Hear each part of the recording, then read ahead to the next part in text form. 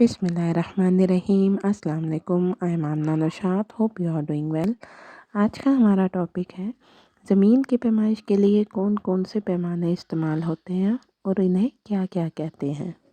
अक्सर हम सुनते हैं कि उसके पास एक मुरब्बा ज़मीन है या एक एकड़, एक बीघा, एक सरसाही।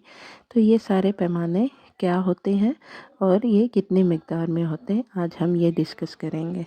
अगर आप सुने कि किसी के पास एक मुरब्बा ज़मीन है तो इसका मतलब है कि उसके पास 25 कनाल ज़मीन है। और अगर आपको ये कोई कहे कि मेरे पास एक एकड़ ज़मीन है तो इसका मतलब होता है कि 8 कनाल ज़मीन है उसके पास। और एक बीघा ज़मीन अगर कोई कहे तो इसका ये होता है कि 4 कनाल उसके पास ज़मीन है। अब एक कनाल ज़मीन कितनी होती है? 20 मरले ज़मीन जो होगी वो एक कनाल ज़मीन के बराबर होगी। और एक मरले में 9 सरसाही होगी या एक मरले में 272 स्क्वायर फीट होते हैं। यानी कि एक मरला जो होता है 272 स्क्वायर फीट के बराबर होता है या 9 सरसाही के बराबर होता है। सरसाही क्या है? अमूमन हमने कभी सरसाही नहीं सुना होता।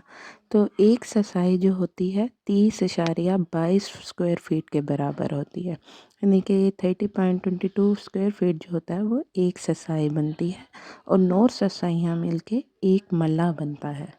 इसी तरह 272 स्क्वायर फीट मिलके एक मल्ला बनता है। अब एक फुट में कितने इंचज़ होते हैं? एक फुट में सबको पता है कि 12 इंचज़ होते हैं। जो एक होता है रूलर 12 इंचज़ का, यानी एक फुट जो होता है उसमें 12 इंच होते हैं।